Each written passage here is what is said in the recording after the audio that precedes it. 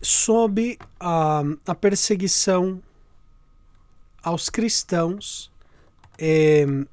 nós tínhamos visto as causas dessas perseguições, né? Eu tinha falado das críticas populares, do infanticídio, incesto, canibalismo, né?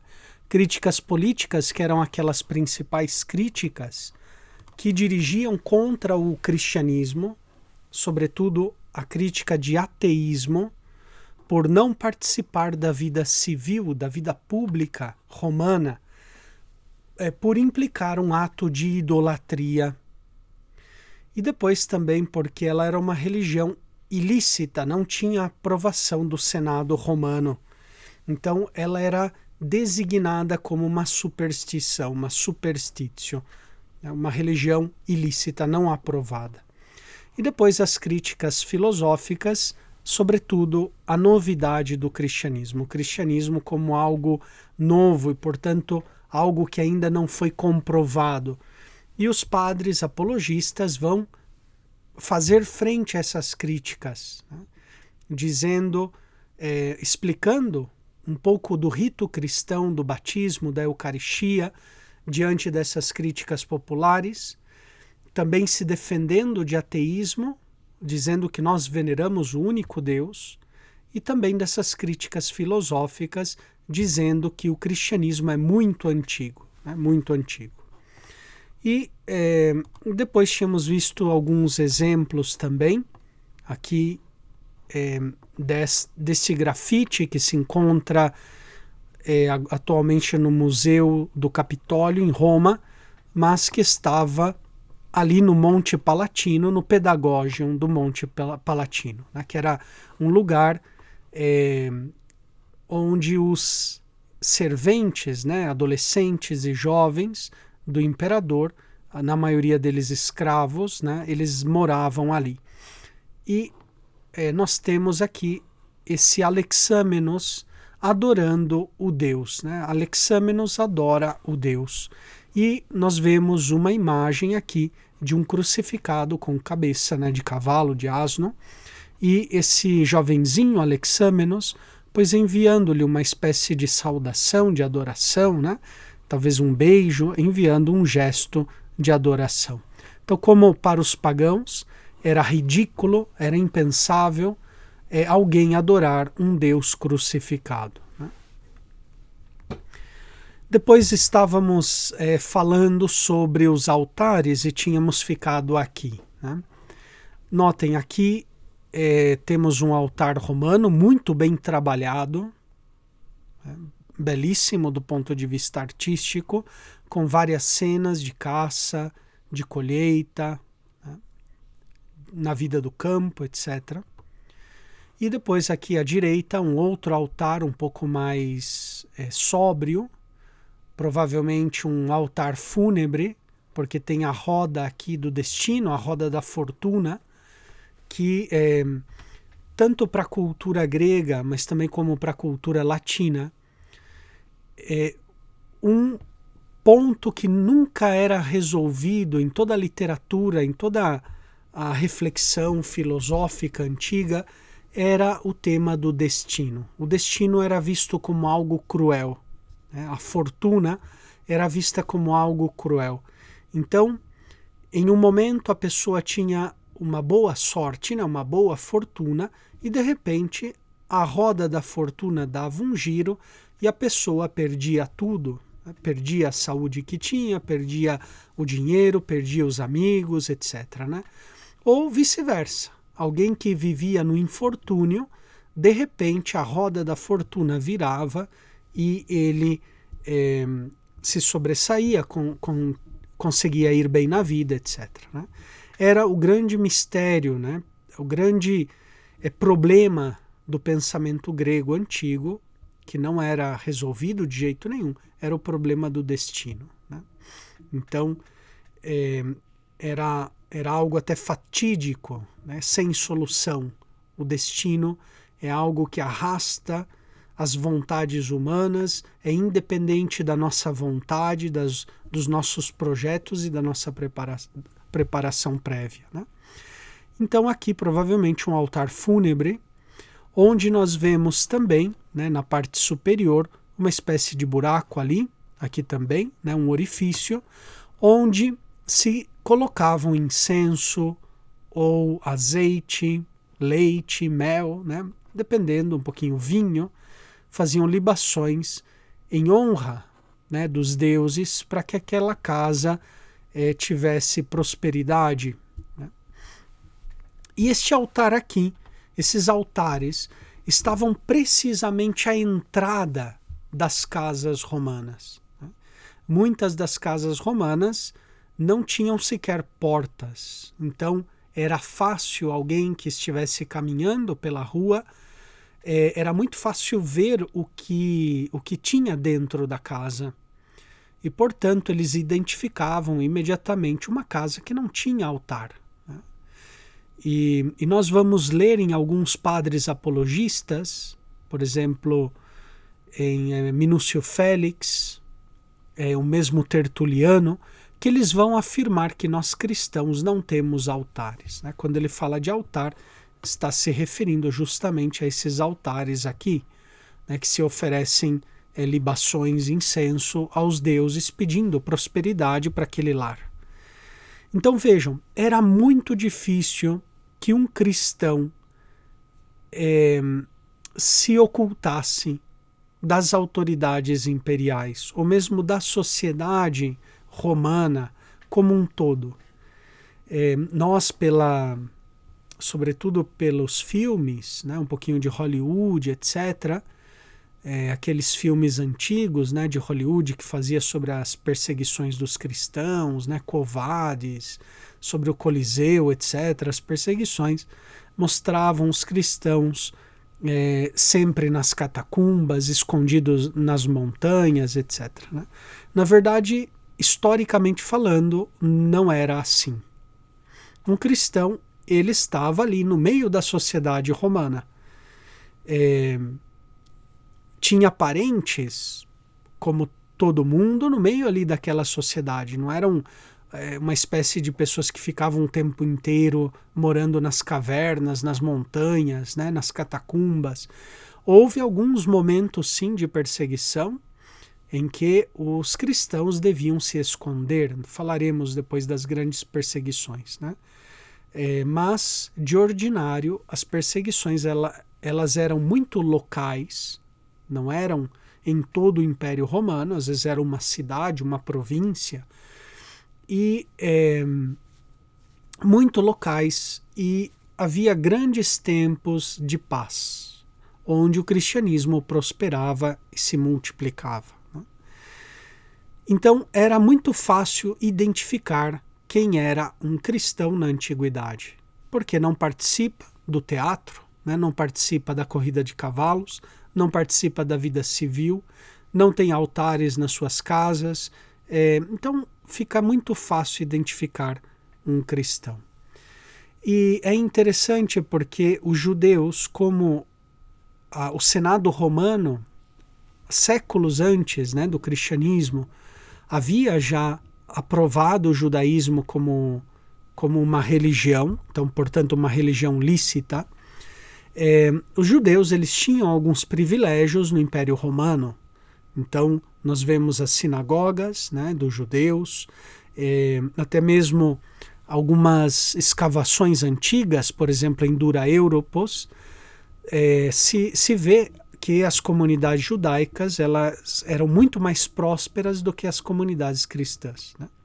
Porque havia uma tolerância para com o judaísmo e não haveria uma tolerância para com o cristianismo, né? Tanto que, às vezes, muitas das acusações eram feitas por judeus, né, contra cristãos, e os cristãos eram levados à morte, né, muitos desses. Um exemplo disso é São Justino Mártir. Bom, então era muito, muito fácil identificar um cristão no Império Romano, porque ele tinha um modo de vida totalmente diferente, que não dava culto aos deuses, não praticava idolatria, portanto ele era visto como antissocial, inclusive que tinha ódio ao gênero humano, E depois, né, tinha esses aspectos também cultuais que o romano, por tradição, tinha nas suas casas, né?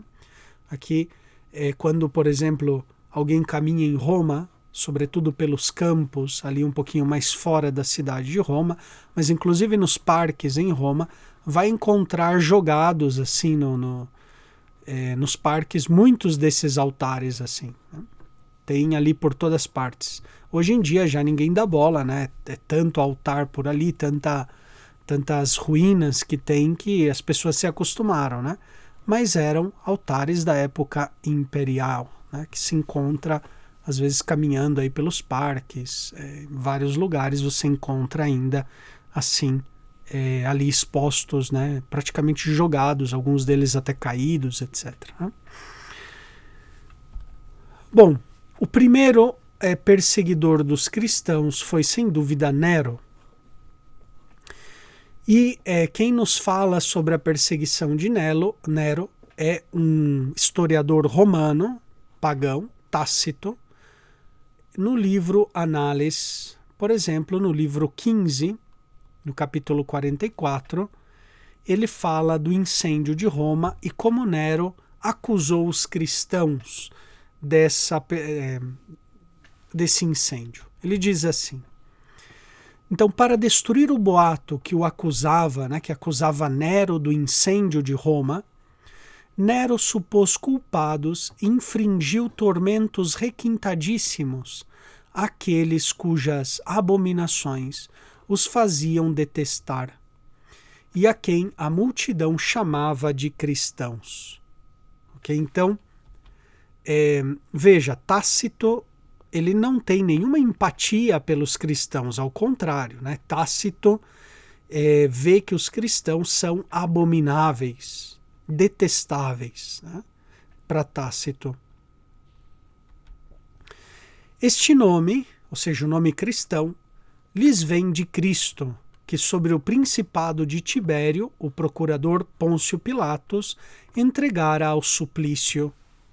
Então aqui é interessante porque é uma fonte histórica, né, um historiador externo aos evangelhos ou aos livros, né, os escritos do Novo Testamento. Então quando se fala, por exemplo, do Cristo histórico, é muito difícil negar a existência de Cristo, né, a existência histórica de Cristo. Porque, além de Tácito Suetônio, que é também um historiador romano pagão, falou sobre Cristo, Flávio Joséfo também, um historiador judeu, falou sobre Cristo. Temos outras fontes, por exemplo, hebraicas, né, que acusam o cristianismo e falam. Então, é muito difícil negar a existência histórica de Jesus, né? O Jesus histórico existiu. E para nós também cristãos, o Cristo histórico ele é importante, né? Não é? Houve uma época no século passado que alguns teólogos, um pouquinho da linha mais protestante, eles falaram que nós devemos deixar de buscar o Cristo histórico, porque o que importa é o Cristo da fé, né? São Paulo diz: se antes nós conhecíamos o Cristo na carne, agora não o conhecemos mais assim. Já não conhecemos o Cristo na carne, é através da fé, né? Mas a nossa própria fé nos fala sobre a importância do Cristo histórico, né? Por isso, a importância de Pôncio Pilatos, um personagem histórico, um procurador romano, um governador romano, que faz parte também, né? Até mesmo nós, todos os domingos, nas missas, quando a gente reza o credo, lembramos de Pôncio Pilatos, né? Jesus padeceu sob Pôncio Pilatos, né? Eu lembro que eu tinha um professor que ele brincando quando um aluno estava muito perdido, né? Muito distraído, ele chegava assim e falava: olha, você está mais perdido do que Pôncio Pilatos no creio, né? Ou seja, o que Pôncio Pilatos está fazendo ali no creio da nossa fé cristã, né? Pôncio Pilatos é muito importante na nossa fé cristã porque nos fala do Cristo histórico. Então não é um gênero literário, não é uma ficção, não é uma invenção dos evangelistas, né? Um produto de uma espécie de delírio coletivo da comunidade dos apóstolos, etc., né? Mas é um personagem histórico que padeceu sob Pôncio Pilatos, né? Então, o nome de Tácito lhes vem de Cristo, que sob o principado de Tibério, o procurador Pôncio Pilatos, então está dando dados históricos, ou seja, quando era imperador Tibério e Pôncio Pilatos era o procurador ali, né, o governador da Judéia, Pilatos mandou Jesus, mandou Cristo ao suplício. Reprimida essa... Aqui tem um erro de palavra, né?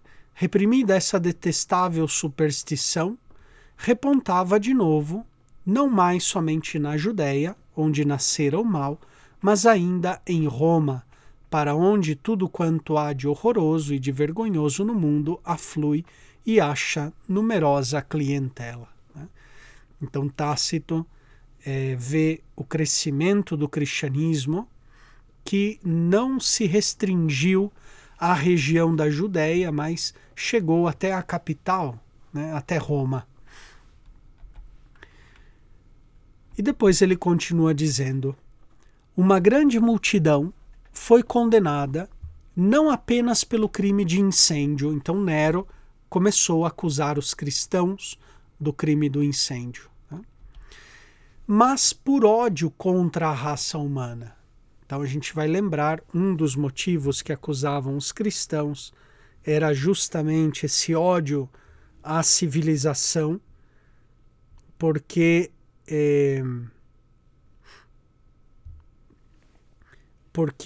dava a entender que os cristãos não queriam o favor dos deuses sobre o bem do império, né? Então,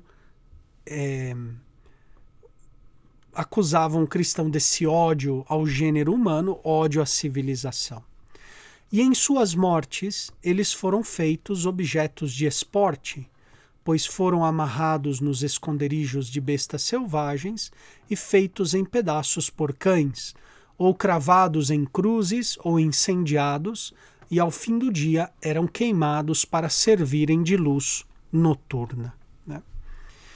Eusébio de Cesareia, quando narra o martírio, né, desses chamados os primeiros mártires romanos, os protomártires da Igreja de Roma, são esses mártires que a gente celebra depois da festa de São Pedro e São Paulo, né, em junho, no dia 30 de junho, é memória facultativa, né, no calendário romano, mas está a festa dos protomártires de Roma.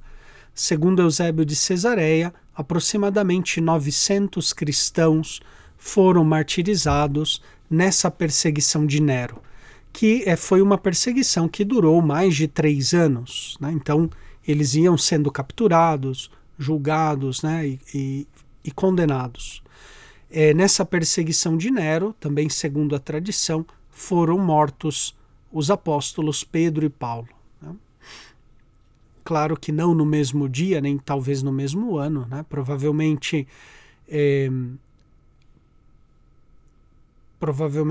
Paulo martirizado aí por volta do ano 65 e Pedro em 67, por aí, né? A gente não tem dados assim precisos, mas foi nesse contexto dessa perseguição. E Eusébio de Cesareia fala quando esses quase 900 mártires, né, foram martirizados, entregaram a sua vida pela fé. Ele comenta esse trecho aqui de Tácito, porque a maioria desses cristãos eles eram empalados, né, eles eram pendurados em postes e tacavam piche nesses cristãos, e usavam os cristãos de tocha para iluminar a noite da cidade de Roma, né? Então imagine, era um espetáculo macabro. Naquela época não existia luz elétrica, se iluminava as cidades com uma espécie de tochas, né? Depois mais adiante, quase alguns séculos atrás, usavam espécies de lampiões, né? Com um tipo de querosene, etc. Né? Mas na época da antiguidade eram sobretudo tochas que usavam para iluminar os caminhos, né? E nesse espetáculo macabro, pois aí iluminaram a cidade de Roma com os corpos incandescentes desses cristãos, né? E Eusébio de Cesareia, comentando esse trecho de Tácito, ele diz que esses protomártires da Igreja de Roma iluminaram não somente a cidade de Roma, mas o mundo inteiro com o seu martírio, né? Então, Nero, por assim dizer, ele ficou conhecido como o primeiro perseguidor dos cristãos, um dos mais cruéis, né? Nero ele era uma pessoa totalmente desequilibrada, né? Eu já li algum livro de história onde o historiador tentava justificar Nero, né? Falar que ele não era assim tão cruel como muitos pensam, etc., né? Mas você vê uma pessoa que mata a própria mãe, mata todos os outros familiares, era uma pessoa totalmente desequilibrada, né? Cruel. Tanto assim que o Nero, ele era odiado até pelos próprios romanos, né? Não somente pelos cristãos, mas também os próprios romanos odiavam o governo de Nero, né? Tanto que quando o seguinte imperador tomou o poder, a primeira coisa que ele fez foi destruir tudo que Nero fez, né? Então, os edifícios, os monumentos, as estátuas, se fez uma damnatio memoriae, né? Uma condenação da memória de Nero, destruindo tudo que Nero tinha feito como para manter a sua memória, a sua posteridade, né? Outra perseguição após aquela de Nero, então a gente tem algumas décadas de paz, né, depois de Nero. E vejam, a perseguição de Nero é muito local, é Roma, cidade de Roma, sobretudo, né? Nós temos Domiciano, que é uma perseguição dirigida contra a nobreza cristã e também aos filósofos contrários à política imperial. Nessa nobreza cristã, ou seja, pessoas influentes de dinheiro, alguns até mesmo que tinham, né, mulheres cristãs, mas que eles estavam envolvidos na política romana, etc., foram também condenados nessa perseguição de Domiciano. Ele tentou fazer uma purga nas elites romanas que já estavam, por assim dizer, contaminadas, né, influenciadas pelo cristianismo. E nessa perseguição à nobreza cristã, também, né, os chefes das comunidades, né, os bispos, sobretudo, eram capturados e martirizados. Nessa perseguição aqui, né, segundo a tradição, foi martirizado o Papa Clemente, São Clemente Romano, né? Bom, Domiciano, então, também é um perseguidor.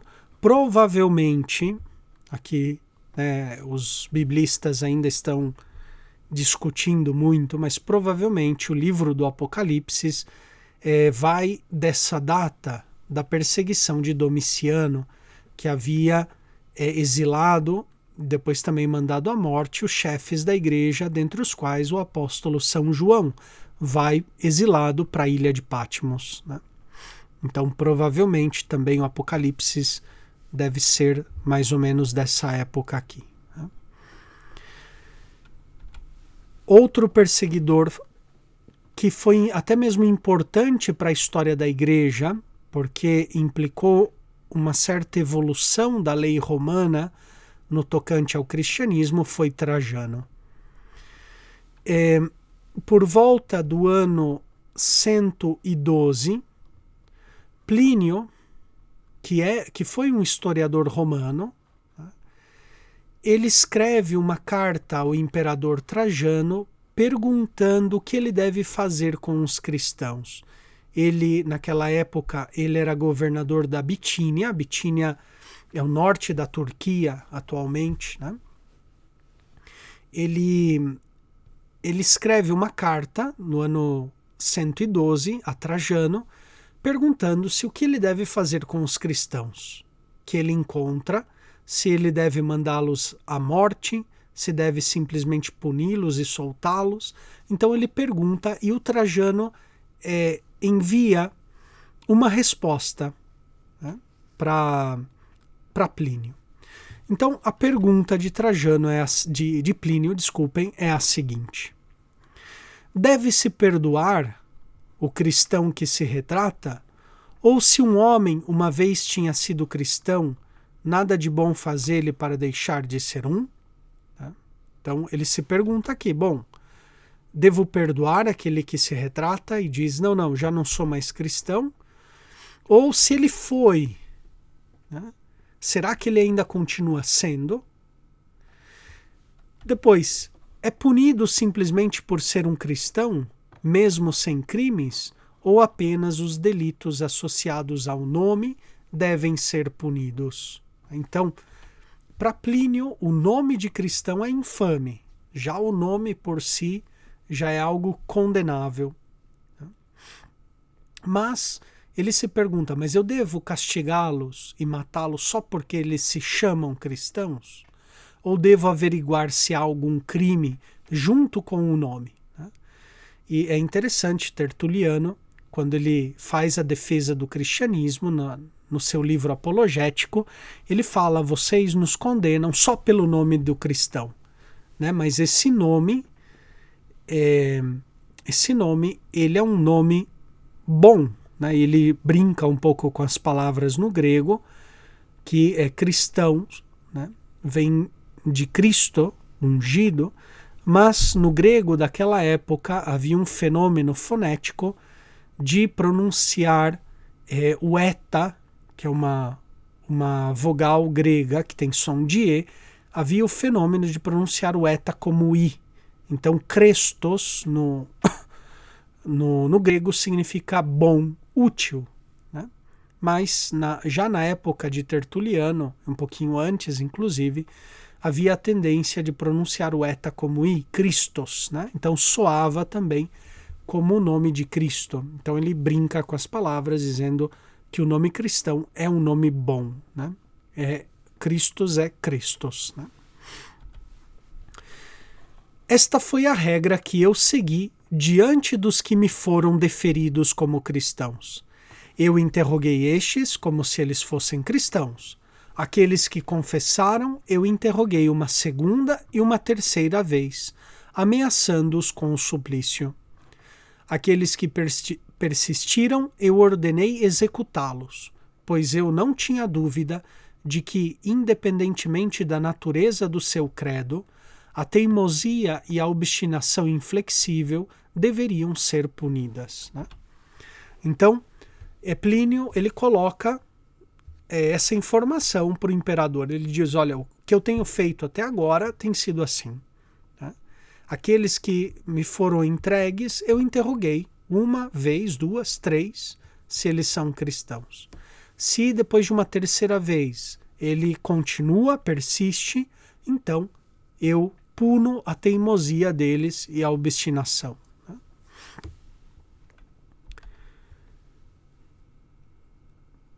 Agora ele continua dizendo, né, Plínio continua, recebi uma denúncia anônima contendo grande número de nomes. Aqueles que negaram que eles foram ou haviam sido cristãos, se invocassem os deuses segundo a fórmula que havia estabelecido, se fizessem sacrifícios com incenso e vinho para a tua imagem, que eu havia mandado trazer junto com as estátuas dos deuses, e se além disso amaldiçoavam a Cristo, nenhum dos quais aqueles que são realmente cristãos se diz, né, pode ser forçado a fazer, estes achei melhor libertá-los, né? Essa passagem aqui é muito interessante porque Plínio, ele como pagão, ele escutou dizer que um cristão autêntico, um cristão de verdade jamais negava ser ele cristão. Então, se ele negava que ele era cristão, é porque era digamos, um cristão de meia tigela, né? Não era um verdadeiro cristão, então podia soltar. Ele escutou que os cristãos não renunciam ao seu credo, à sua fé em Cristo Jesus, né? Então, ele fazia um interrogatório, quem sacrificava e amaldiçoava Cristo, ele soltava. Mas aqui é interessante esse parênteses, né? Ele diz, nada disso se diz que aqueles que são realmente cristãos pode ser forçado a fazer, né? Ou seja, eles não fazem isso se eles forem verdadeiramente cristãos.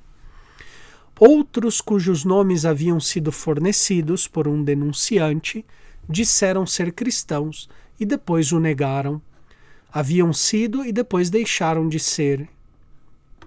Alguns há cerca de 3 anos antes, outros muitos anos, alguns tanto quanto 25 anos. Né? Então, interessante aqui também os dados históricos que nos dá Plínio, como ele, sendo governador ali da Bitínia, né, o norte da Turquia, ele diz que ele encontrou pessoas que tinham sido cristãs há 25 anos atrás, mas que agora já não eram mais, né? Então, esta carta a Trajano, os estudiosos colocam do ano 112, isso significa, né, 25 anos atrás, nós estamos ali, praticamente, né, ali nos anos 85, 86, né, praticamente estamos ali. Provavelmente havia em vida algum ainda dos apóstolos. Com certeza, alguns dos discípulos do Senhor ainda estavam em vida. Lucas, Marcos, né? Talvez até o mesmo São Barnabé, etc. Né? Então, aí pelos anos 85, né? 90, vamos lá, né? Já havia cristãos na Bitínia. E Trajano reenvia a Plínio esse rescrito. Né? Rescrito é uma resposta. Você observou o procedimento adequado, meu querido Plínio, em peneirar os casos daqueles que haviam sido denunciados a você como cristãos. Né? Então, aqui Trajano, né? Normalmente o direito romano era sobretudo por tradição, né? Não havia um código escrito, eram poucas as leis escritas romanas, né? O direito romano era sobretudo respostas de imperadores, era a jurisprudência de grandes juristas da época antiga, da época republicana, né? O direito romano era muito baseado no que se fez anteriormente. E tudo que o imperador escrevia virava lei. Né? Então, esse rescrito de Trajano vai aperfeiçoar a lei um pouquinho de perseguição aos cristãos, porque até agora a perseguição ficava totalmente a critério de quem tinha autoridade. Então a autoridade podia fazer o que ela quisesse com os cristãos. Né? Poderia investigar, podia condenar sumariamente, sem direito nenhum a uma defesa, a um contraditório. Né? Então os cristãos não tinham praticamente direito nenhum. Até esse momento, o rescrito de Trajano, embora não seja, né, aquela lei favorável aos cristãos, mas melhora um pouco a lei, né, referente à igreja. Então, primeira coisa, você tem que peneirar bem os casos, né, que lhe chegam. Não cabe formular uma regra dura e inflexível de aplicação universal. Então aqui Trajano está dizendo, olha, é necessário analisar cada caso, não existe uma regra universal. Eles não estão a ser procurados, ou seja, não se deve procurar um cristão. só pelo fato dele ser cristão. Então, a partir daqui, isso daqui já é um grande progresso, né? Os corpos de polícia do Império, né? Os guardas romanos, já não devem estar aí à busca, à cata de cristãos, né? Para capturar só pelo fato de serem cristãos.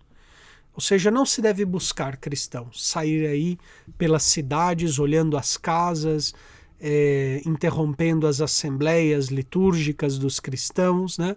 Não se deve buscar os cristãos. Deixa eles, né?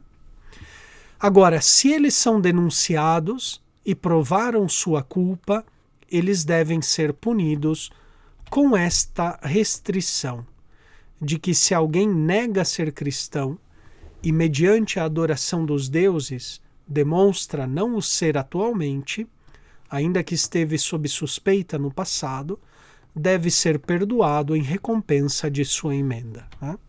Então, por exemplo, se alguém é capturado ou acusado e ele foi cristão no passado, mas agora não é mais, e ele aceita fazer um sacrifício aos deuses, então ele deve ser perdoado, né? Mas acusações postas anonimamente não deveriam ter lugar em qualquer prossecução, né? Isso aqui também é um grande progresso no tocante às perseguições dos cristãos, né? Porque chegavam muitas acusações anônimas e a partir de agora não deveriam ser aceitas como legítimas nenhuma acusação anônima contra os cristãos, né? Na antiguidade, para você acusar alguém, para levá-lo ao tribunal, né, havia um custo, não era fácil, né? Então, e quem tinha o poder da espada, né, o poder de condenar alguém à morte, eram só os governadores, não eram os prefeitos das cidades, né? Então o que acontecia? O governador ele vinha para as cidades muito de vez em quando, não é que, né, todo ano ele estava passando por todas as cidades da província. Às vezes ele passava 3, 4, às vezes até 5 anos sem visitar uma determinada cidade, né? Então vamos pensar, imaginem que numa determinada cidade do interior da província romana, alguém acusa lá um cristão. Agora, quem pode julgá-lo é só o governador. O prefeito não tem essa autoridade, né? Então, o que acontece? O cristão ficava encarcerado e ele era chamado de confessor, né? Esses cristãos que foram encarcerados eram chamados de confessores, ou seja, eles confessaram a sua fé, proclamaram a sua fé em público. E eles ficavam lá na prisão, até que viesse o imperador naquela cidade. Só que os gastos daquele cristão encarcerado, né, os gastos de comida, alimentação, a hospedagem ali na prisão, corria a cargo do acusador, né? Então, por exemplo, se eu quero acusar fulano de cristão, ok, eu acuso, ele é capturado, né, fazem um primeiro julgamento, digamos assim, né, pergunta, você é cristão? Sim. É cristão? Tem certeza? Vou perguntar uma segunda vez. É cristão? Sim. Ok. Olha, vamos te matar se você continua assim. Por última vez eu te pergunto, você é cristão? Sim, sou cristão, confesso, né? Então ele era capturado, só que nesse momento ele não podia ser levado à morte, porque só os governadores tinham o direito da espada, né? O ius gladii. E o que acontecia então? Ele ficava ali na prisão, sendo alimentado, né, sendo, digamos assim, tinha que pagar a hospedagem dele na prisão. Então era muito caro manter uma acusação por muito tempo, né? O que acontecia na prática, ou a pessoa acusadora era muito rico e conseguia mantê-lo ali na prisão, ou ele tinha dinheiro suficiente para transferir o cristão da cidade do interior para a capital, né? E ali na capital, então, quem julgava diretamente era o governador, então era muito mais rápido. por isso a maioria das perseguições dos cristãos naqueles séculos são todos nas capitais das províncias, né? É Alexandria, é Antioquia, é Cesareia na Capadócia, é Jerusalém, é Roma, é em Cartago, etc., né? Quase sempre nas capitais, porque ali o governador tinha poder de mandar a morte, né? E era interessante que muitos cristãos iam para as capitais, né? O cristianismo antigo, ele era sobretudo um fenômeno urbano. Tinha pouco cristianismo nos campos, né, na zona rural. Era mais nas cidades mesmo, ou seja, os cristãos não tinham medo, eles tinham um peito, né? Ou seja, eles iam mesmo para as cidades para evangelizar as cidades, né? Era um fenômeno muito urbano o cristianismo antigo, né? A zona rural ela ficou pagã durante muitos séculos, depois inclusive de Constantino, né? Foi na época da invasão dos bárbaros, aí sobretudo no século V, século VI, que o cristianismo foi para o campo, né? Porque entraram os bárbaros nas cidades, destruindo tudo, matando, né? Violentando, etc. Então os cristãos começaram a se refugiar no campo, se refugiar também nas montanhas, etc., se fechar em feudos, né? E mudou um pouco, digamos assim, a geografia do cristianismo, né? Mas nos primeiros séculos era um fenômeno, sobretudo, urbano. O cristianismo crescia com força nas cidades, né? Bem diferente dos nossos dias atuais, né? Hoje a gente tem uma grande dificuldade de evangelizar as cidades, né? Os centros urbanos parece que se afastam cada vez mais e mais, né, da fé. Enquanto que ainda na zona rural ainda tem, né, muitos resquícios, muitas tradições religiosas, etc., né, se mantém um pouquinho melhor nas zonas rurais, né? Mas no cristianismo antigo não. Os cristãos não tinham medo de morrer ali nas capitais, né? Muitos santos, inclusive, mártires, vinham das cidades pequenas para cidades grandes para dar testemunho, né, da sua fé, para evangelizar, né? Sabendo que eles poderiam ali serem capturados e mortos, né? Então aqui ele diz, né, que não se deveria aceitar acusações anônimas de jeito nenhum.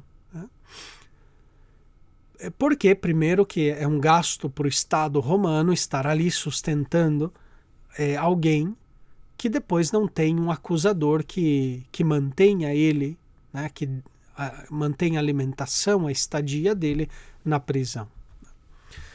Para isto é tanto um tipo perigoso de precedente e fora de sintonia com o espírito de nossos tempos, né? Então, Trajano, ele pede, portanto, nesse rescrito, duas coisas. Em certo sentido, favorece um pouco o cristianismo. Não é grande coisa, mas, digamos, não se deve procurar os cristãos, né? Então, a partir do ano 112, a polícia romana não deve sair por aí buscando cristãos. E depois não se devem aceitar acusações anônimas. O acusador tem que dar as caras e, portanto, tem que arcar com os custos, tem que, digamos assim, dar o braço a torcer, né? Outro perseguidor foi Setímio Severo, que a perseguição dele foi entre os anos 202 a 205. E conforme a História Augusta, que é um escrito que narra a vida dos imperadores, né, desde o ano 117 a 284, Setímio Severo perseguiu principalmente os chefes, proibindo o proselitismo. Nessa perseguição aqui de Setímio Severo, foi martirizado, por exemplo, o pai de Orígenes de Alexandria, né, São Leônidas de Alexandria. o catequista de Alexandria, que era Clemente, né? Clemente de Alexandria, teve de fugir e ele se refugiou em Jerusalém, por exemplo, né? Então, essa perseguição de Setímio Severo. Agora, é que fez também vários mártires nessa perseguição, né? Agora, a primeira perseguição geral, a primeira, vamos dizer assim, cheia de crueldade, realmente, que abalou o cristianismo antigo, foi a perseguição de Décio, dos anos 249 a 251. Essa foi a primeira perseguição geral contra os cristãos. Até agora, nós tínhamos perseguições locais, né? Tínhamos perseguições em cidades, em capitais, né? Ou às vezes numa região, mas, digamos, não eram perseguições em todo o Império Romano. Décio, ele teve a crueldade, né, a cruel ideia de estabelecer um sacrifício geral. Todos os habitantes do império deviam sacrificar a imagem do imperador, né? E além do mais, aqueles que sacrificavam lhe davam um certificado, um chamado libellus, né, a quem sacrificasse a imagem do imperador. E os cristãos que sacrificavam foram chamados de lapsi, ou seja, labeo, passado lapsi, significa caídos, aquele que escorregou, que caiu, né? Então, existiram 3 tipos de lapsi, ou seja, de renegados, né, de caídos, aqueles que traíram durante a perseguição de Décio. E outro aspecto também da perseguição de Décio, ela foi muito cruel, porque Décio não queria mártires, ele queria apóstatas. E, portanto, ele pedia aos torturadores, né, que torturassem os cristãos, mas sem matá-los.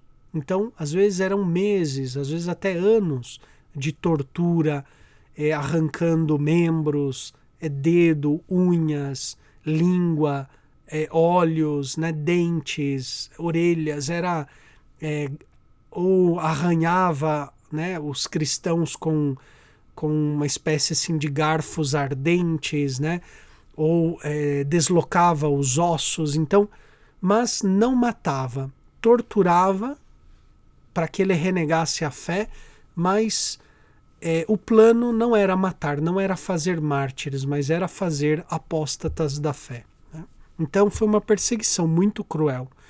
E o que aconteceu na prática, que muitos viram que a perseguição era desse jeito, fugiram, falaram, olha, se é assim, acho que eu não vou aguentar ficar sofrendo torturas durante meses a fio. Então muitos cristãos, sabiamente, escaparam, fugiram das perseguições, fugiram para as montanhas, fugiram para o deserto, né? Dessa época, por exemplo, São Cipriano de Cartago, ele fugiu, ele se escondeu, né, nas montanhas, e através das suas cartas ele tentava governar a diocese em um lugar oculto, né? Porque, claro, o martírio é sempre um dom de Deus, a gente não deve ser temerário, né, e lançar-se ao martírio. Pode ser que Deus não te dê esse dom do martírio na hora suprema ali, né? E de repente a pessoa, em vez de alcançar a palma do martírio, renegue a Cristo por fraqueza humana, né? Então o martírio não deve ser buscado voluntariamente. Se Deus dá a graça, né? Bendito seja Deus. Se Deus dá a fortaleza, o mártir consegue aceitar, né? Mas não se deve ir ao encontro do martírio de modo temerário, porque pode acontecer que não tenhamos as forças, né, para manter a palavra de fé, né? E é o que aconteceu com muitos bispos, presbíteros, diáconos, leigos, na época dessas perseguições de Décio. Muitos abandonaram a fé, renegaram a Cristo, né, diante das torturas, diante da pressão, né? E, portanto, houve 3 tipos de de traidores, por assim dizer, né? De renegados, de lapsi. Tinham os turificati, que eram aqueles que ofereceram incenso à imagem do imperador. A palavra turis, no latim, significa incenso.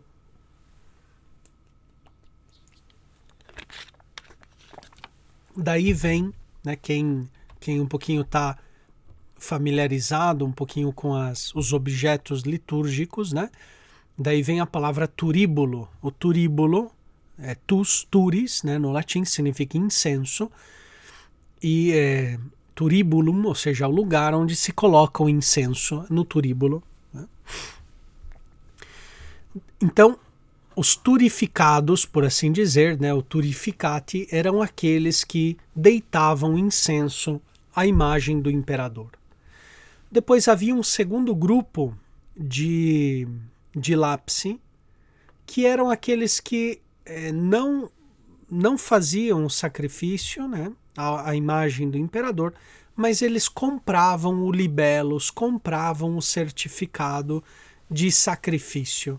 Né? Então, eles não sacrificavam, mas comprava a certidão, né, o certificado de sacrifício. Então eram chamados os libelati, que tinham comprado. E tem casos, né, por exemplo, de alguns guardas, de alguns políticos da época, né, prefeitos, que pedem uma quantia exorbitante de dinheiro para dar um certificado de sacrifício, né, para aquele cristão. E finalmente um terceiro grupo de lapsi são os traditores, ou seja, os traidores, mas tradere no latim significa entregar.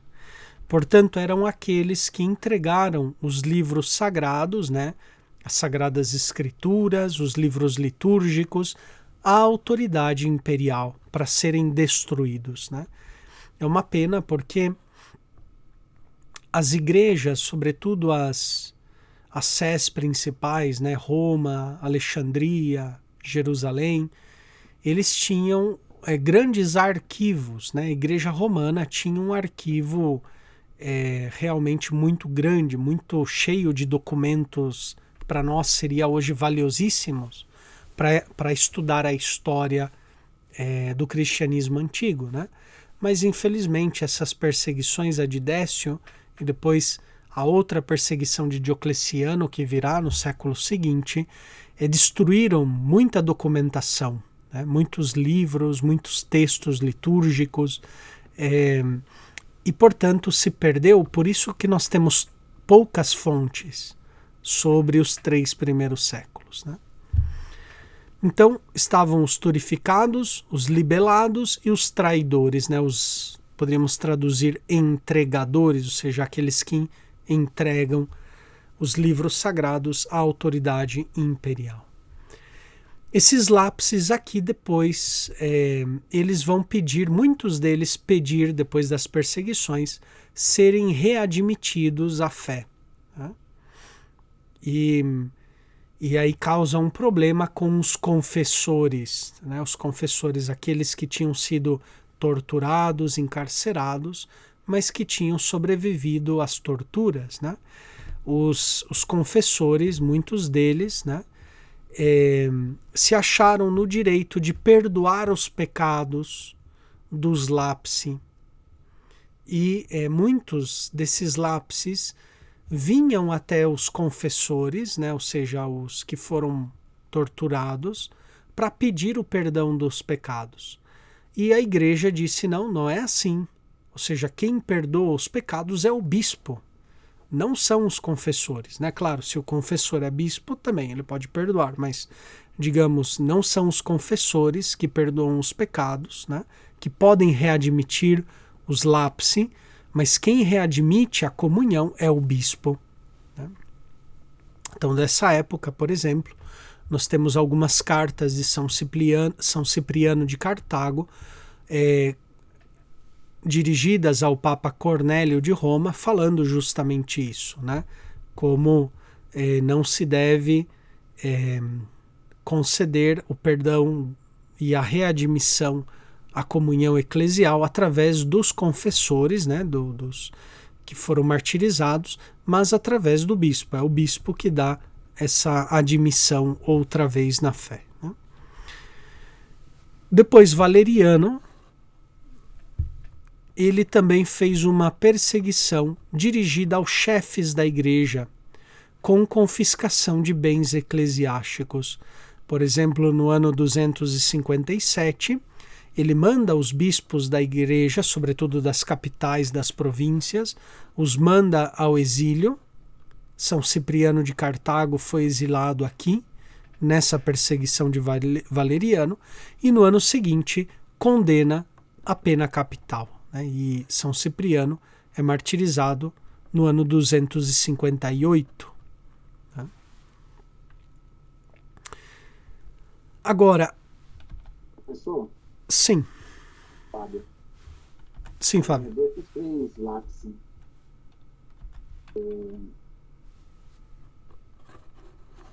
sim, pode falar. Então, agora, a perseguição, digamos, aquela que marcou muito o cristianismo dos 3 primeiros séculos, sem dúvida nenhuma, foi a perseguição de Diocleciano, porque foi a mais longa perseguição.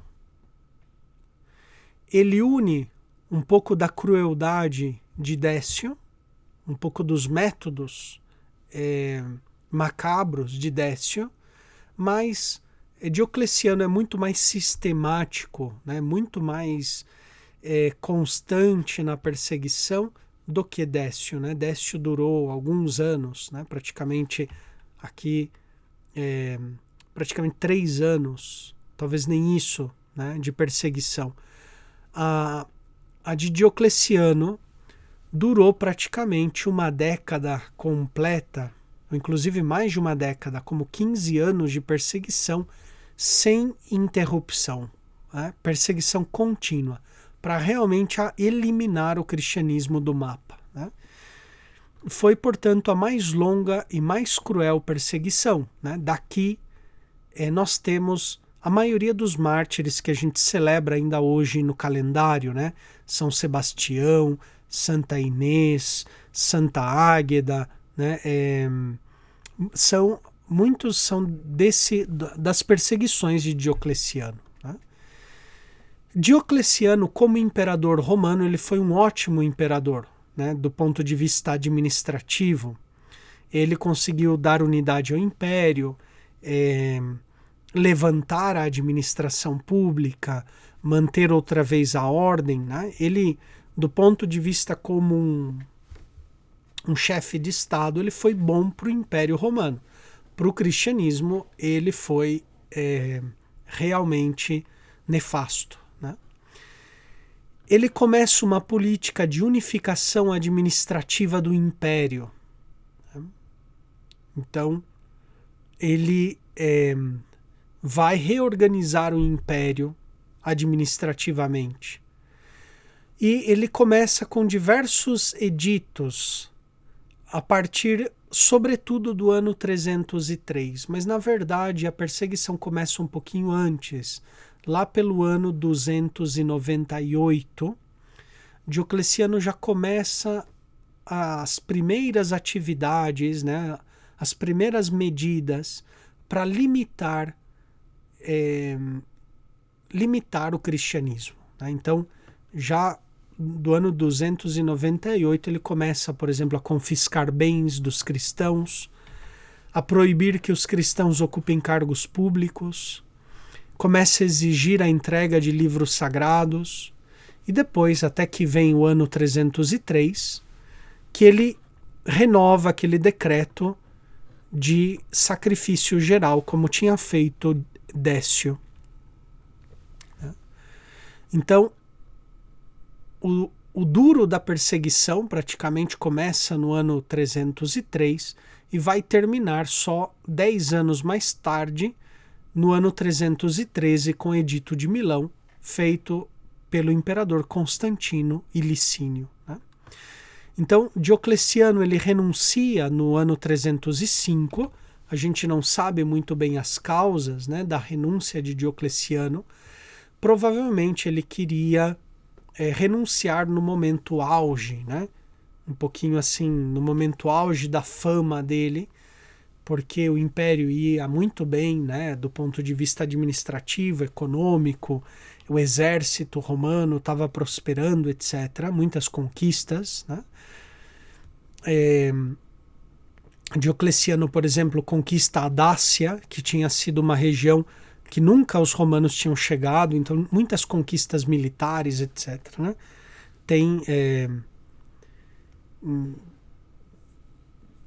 Tem assim vários aspectos do governo de Diocleciano que colocam ele como um bom imperador desde esse ponto de vista, né? Mas então, possivelmente ele queria sair no auge, né, para ter uma memória praticamente eterna do seu governo como um imperador que é zeloso, que cuidou do Império Romano, né, e eliminou o que havia de nefasto, de corrupto no governo, né, então estava aí acabando com os cristãos.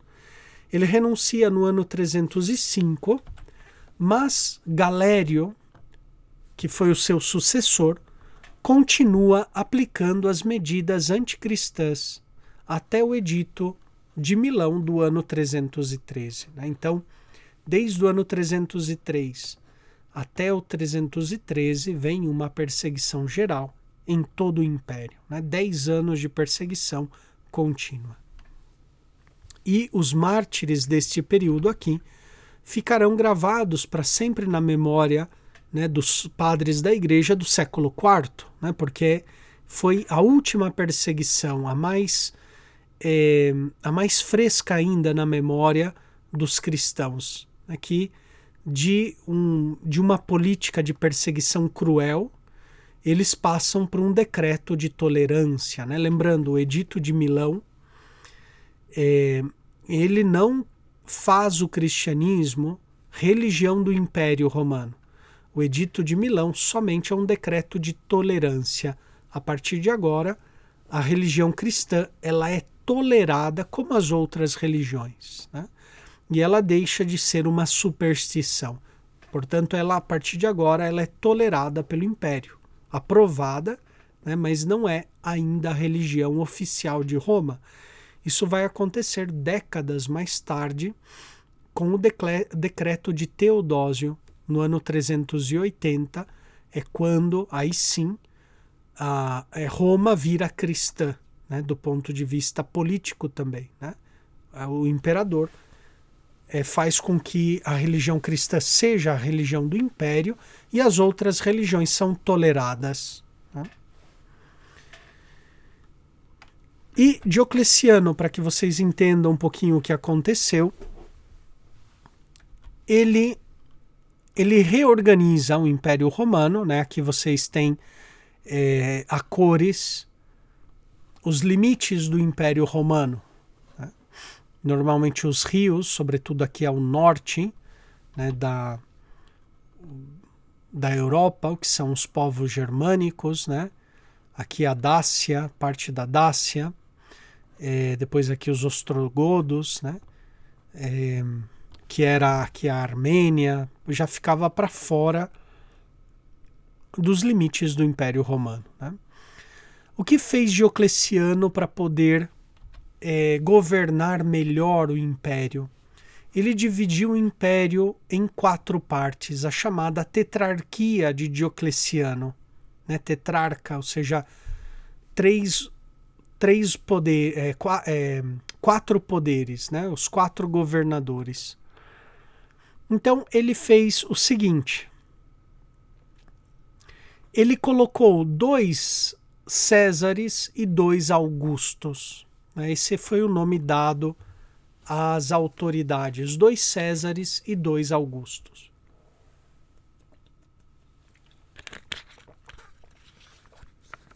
No Ocidente,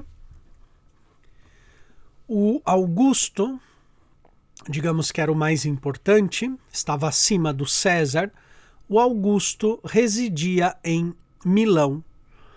E Diocleciano concedeu, né, esse governo a Massiminiano, ok? Massiminiano, que governava aqui em Milão. Milão virou capital imperial, né? E ele governava toda a Itália e a África romana e a Espanha, né? Então, Cartago, que era a capital, né? Aqui ele coloca Hipona só para conhecimento, mas Hipona era uma cidadezinha pequena, sem muita relevância, né? Mas Cartago era a capital da província da África setentrional, da África romana. Depois ele governava também a Espanha, a Itália e as ilhas, né, de Córcega, da Sardenha e da Sicília.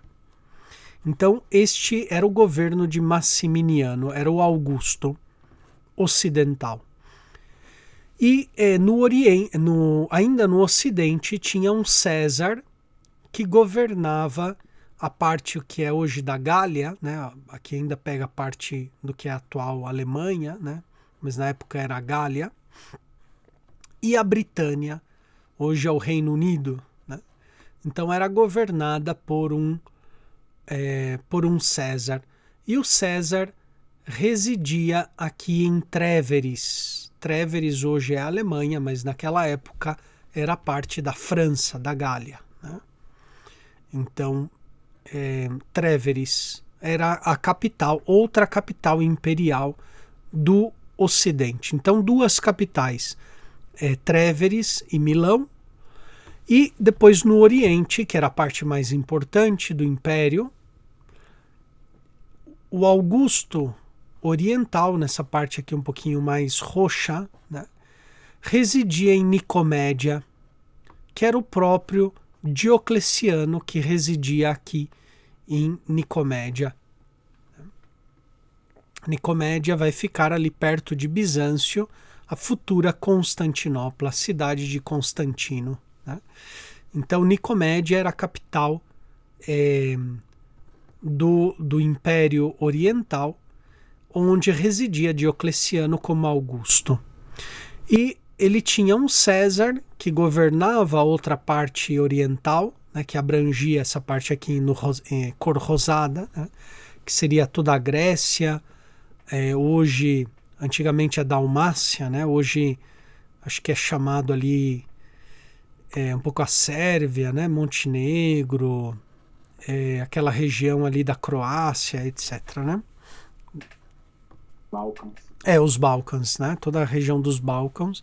E depois da Grécia, essa Grécia aqui, né? Então, ali tinha um César que era Galério. Então, o que acontecia? Quando morria ou renunciava um Augusto, o César virava Augusto, né? Que foi o que aconteceu. Diocleciano renunciou e Galério, que era o César, virou Augusto em Nicomédia e deu continuidade à política de Diocleciano. Agora, não falei para vocês, mas o César em Tréveris era Constâncio Floro. Constâncio Floro, ele era pai de um jovem também militar chamado Constantino, ok? Constâncio Floro. E notem, durante a perseguição de Diocleciano, praticamente o império inteiro caiu, né, em perseguição contra os cristãos. Os cristãos sofreram em todas essas regiões, exceto aqui na região em amarelo. Né? Os cristãos aqui foram muito tolerados, porque Constâncio Floro, ou Cloro, vocês vão ver escritos de muitas maneiras, né? Constâncio Floro, que era pai de Constantino, ele estava casado com uma cristã chamada Helena, né? Santa Helena, que era mãe de Constantino. Né?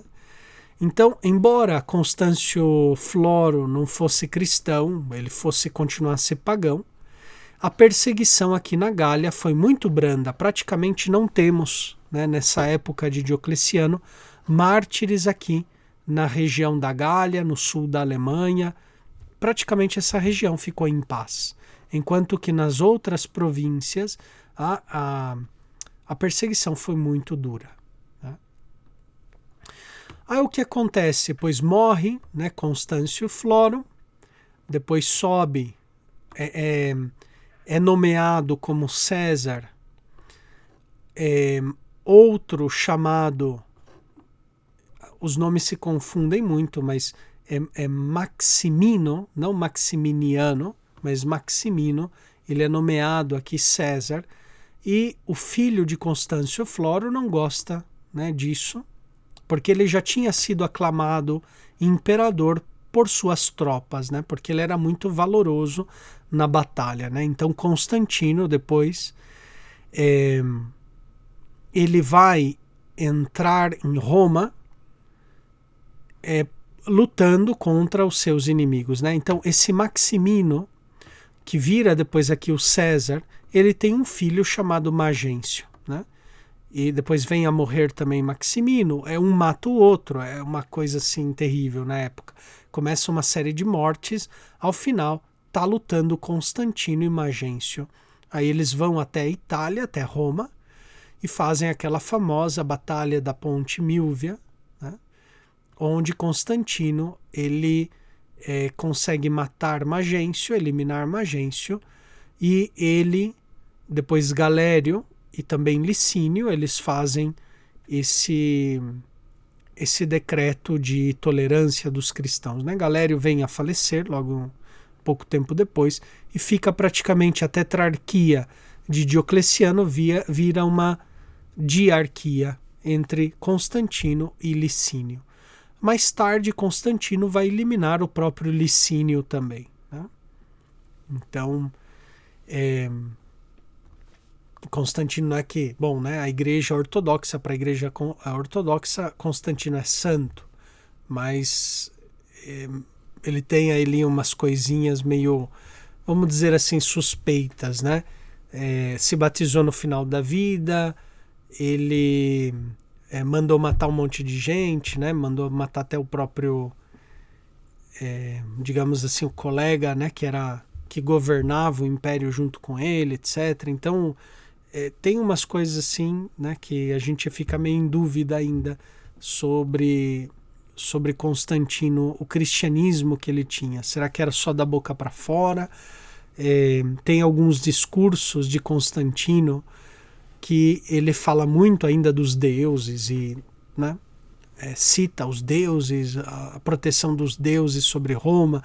Então é bem estranho o cristianismo de Constantino. Ele parece assim, alguém muito pragmático, né? Ele gosta que as coisas funcionem. E ele nota que o cristianismo já estava por todo o império. Né? No 3º século, o cristianismo tem um grande boom demográfico. E ele está por todas as partes, né, do império.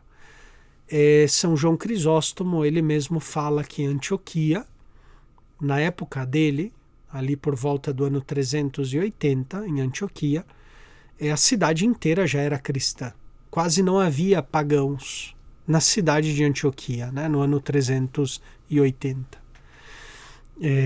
Mas foi ali, já nos anos 200, né, 250, que o cristianismo começa a proliferar muito por todas as regiões do império.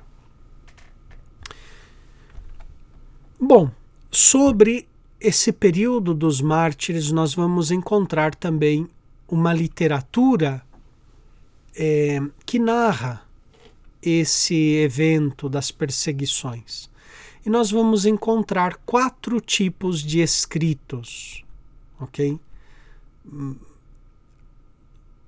Que são as atas dos mártires, as paixões, né, as passiones, e depois as lendas dos mártires e finalmente as vidas, né, que é uma espécie de biografia dos santos. Então, essa é assim chamada literatura dos mártires, a literatura martirial. Né? Então, em primeiro lugar, nós temos as atas dos mártires, sem dúvida nenhuma, são os documentos mais importantes. As atas são a descrição textual do processo martirial.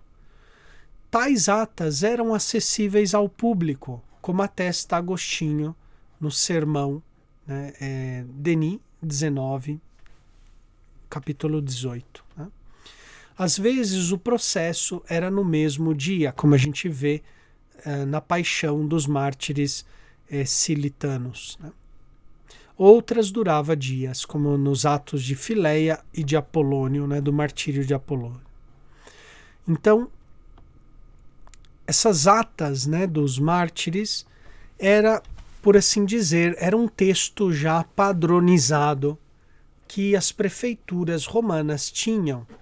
Por isso, quando a gente lê uma ata de um mártir, parece que uma é cópia da outra, né? Não é que se trata de cópia, era um formulário já padrão que os juízes, que os prefeitos da cidade seguiam no interrogatório com os cristãos, né? Então, por exemplo, dizia o prefeito Saturnino interrogou Inês dizendo, né? Tu és cristã? Inês respondeu, sim, sou cristã, me glorio deste nome, tal, né? Daí, de repente, vem depois as ameaças. Então, aí, de repente, Saturnino começa a ameaçar Inês e tal, né? Olha, se você não renunciar a Cristo, vou te mandar ao suplício, você vai ser decapitado, etc, né?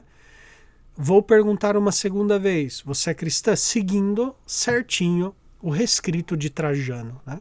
Fazer 3 interrogatórios aos cristãos. Fazia o segundo interrogatório. Sou cristão. Depois disso, às vezes usava de ameaça, às vezes usava de promessas, né? Então, por exemplo, temos algumas atas onde o prefeito promete um bom matrimônio, né, para mártir, ou promete dinheiro, né, dizendo, olha, aqui eu tenho essa bolsa com dinheiro, renuncia a Cristo e ela será tua, né? E você pode ir embora em vida. Ou te darei cargos públicos, né? Ele dá alguma promessa, ou para os seus parentes e tal, né? Se ele negava, ou melhor dito, se ele confessava a Cristo uma terceira vez, aí já era pena capital e ele era levado ao suplício. Se ele era cidadão romano, ele era decapitado. Se ele não era cidadão romano, ele muitas vezes era crucificado, né? Era crucificado ou lançado, né, às feras, aos leões, aos touros, etc. Né? Então aí nós vemos as atas dos mártires, é quase o relato, palavra por palavra, do diálogo entre o juiz e o mártir, né? Então, aquilo que eu lhes disse, somente os governadores das províncias tinham o direito de espada, né, para matar, o ius gladi. O cristão acusado em uma cidade fora da capital,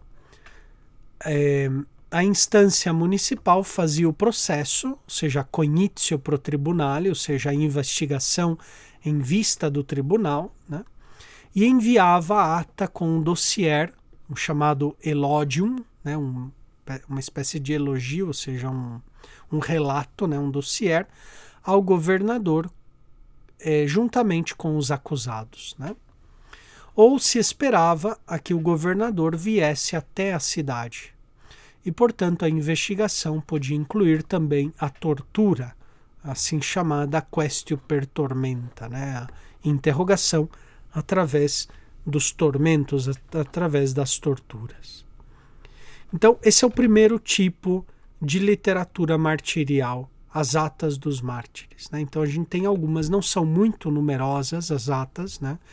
Porque é um material um pouquinho mais raro de encontrar, porque se iam perdendo ao longo dos séculos, né? Um segundo tipo de literatura são as paixões, as passio. A Passio é um documento narrativo dos últimos momentos do mártir, ou seja, é como uma ata dos mártires, só que um pouco mais novelado, uma espécie mais de romance, onde quem copiou a ata, né, porque a ata tinha que ficar a cópia né? O original da ata devia ficar ali no arquivo público, né? Mas quem quisesse podia ir lá, ler, fazer uma cópia, etc., né? Então o copista da ata do mártir, ele não se contentava só com aquele diálogo já formal, padronizado entre o mártir e o prefeito da cidade, mas ele colocava um pouquinho mais de história, de repente uma aparição de um anjo, ou um milagre que o mártir fez, ou de repente ele enriquecia um pouquinho mais com alguns relatos que ele tinha escutado, ou que ele mesmo tinha presenciado no momento do martírio, né? Um exemplo disso é a paixão, o relato do martírio de São Policarpo de Esmirna, né? Policarpo ele foi martirizado por volta do ano 166 e esse escrito foi feito um ano após a sua morte, né? Então, digamos assim, embora seja um relato aumentado, tem mais informação do que uma mera ata, contudo é um documento muito fidedigno, porque é feito por cristãos da igreja de Esmirna, que estavam ali no momento do martírio de São Policarpo, né? E também é destinado a pessoas, às igrejas que conheceram Policarpo, e muitos deles presenciaram o martírio, né? Então não tem como você falsificar um texto, não tem como você mentir ou adulterar o texto, porque os destinatários do texto provavelmente estiveram presentes, né, na morte ou conheceram bem a vida de Policarpo, né? Então é um relato interessante, só que o autor que escreveu o texto ele está muito preocupado em estabelecer um paralelo entre a paixão de Policarpo, né, o martírio de Policarpo, e a paixão de Cristo, ou seja, o martírio de Cristo Jesus, né? Então, por exemplo, às vezes ele coloca na boca dos soldados as mesmas palavras dos soldados que prenderam Jesus, né? Chegam lá os soldados e Policarpo lhes pergunta: a quem procurais? Né? E os soldados respondem: a Policarpo. E Policarpo diz: sou eu, né? Então, e os soldados caem para trás, como aconteceu, por exemplo, no relato de Cristo, né? Então, o autor ele é muito preocupado de fazer um paralelo entre a vida de Policarpo, né, sobretudo os sofrimentos de Policarpo, e os sofrimentos de Cristo, né? Porque o mártir é visto nesse período aqui como o verdadeiro imitador de Cristo, o perfeito imitador de Cristo Jesus, né? Então nós temos o martírio de Policarpo, escrito um ano após a sua morte, é uma espécie de carta circular dirigida às igrejas irmãs para que comemorassem com a igreja de Esmirna o martírio do Santo Bispo. Temos os mártires de Leão, do ano 177, também é uma pássio, né? E a igreja de Leão e Vienne informam as igrejas da Ásia e da Frígia sobre esses mártires da igreja de Leão, né? Depois nós temos as passiones propriamente ditas. Essas aqui são paixões mais narrativas, essas paixões mais propriamente ditas. Não se trata já de cartas, mas de verdadeiras narrações, relatos, né? Quase contando uma história do mártir. E são mais, portanto, retóricas e apologéticas. Por exemplo, a paixão de Perpétua e Felicidade, que é maioritariamente do século II, introduz também nas visões dados autobiográficos de Perpétua, né? Então, tem momentos que a própria mártir está falando, coloca na boca da mártir o que ela está sentindo, né? Então, é como se fosse um diário, em alguns momentos da paixão de Santas Perpétua e Felicidade, né? É como se Perpétua estivesse contando o que aconteceu com ela na prisão, etc., né?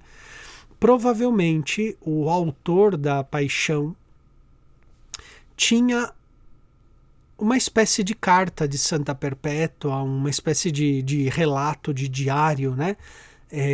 Da experiência dela na prisão, o que aconteceu com ela na prisão, etc., né? Como ela e Felicidade, a serva dela, Felicidade, foram presas, etc., né?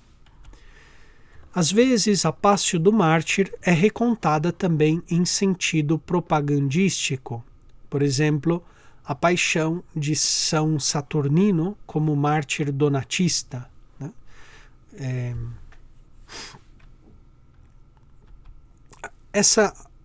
Aqui o que nós devemos saber é que a diferença de uma paixão para uma ata é que a paixão é muito mais narrativo, né? Mais elementos apologéticos, quase um romance, né? Uma novela, digamos assim, mais baseado muito ainda nos dados históricos concretos, né? Em terceiro lugar, a gente vai encontrar, sobretudo nos séculos posteriores, não tanto nos 3 primeiros séculos, mas assim chamadas as lendas, que são contos baseados na vida ou na morte do mártir, onde predomina os fatos miraculosos e fantásticos, né? As paixões gregas deram origem a este gênero, né? Porque as paixões gregas elas eram muito exageradas, aumentavam muito, né? Então, por exemplo, o mártir, ele primeiro, foi alvejado de flechas, depois ele foi jogado em óleo ardente, depois ele foi estrangulado, depois ele foi tal, e finalmente decapitaram e aí ele morreu, né? Então, tipo assim, às vezes eram relatos assim que faziam a pessoa passar por todo tipo de martírio, né? Aqui nas lendas entram em cena os juízes, os familiares, os magistrados, né? Os algozes, os coveiros, inclusive, e às vezes santos históricos adquirem conotação mitológica, né?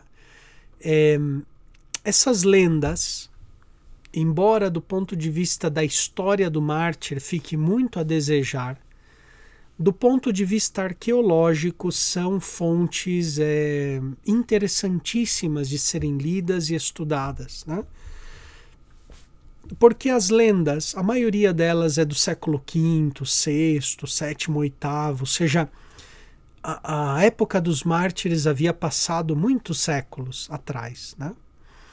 Então, as lendas, o que eles fazem, normalmente eram monges, eram peregrinos, né, que iam para Jerusalém, que iam até a tumba do mártir e escutavam os relatos, né? Então, ali o padre que estava ali, ou o monge que estava ali cuidando daquela tumba, fazia um sermão contando a vida do mártir, né? A história e tal.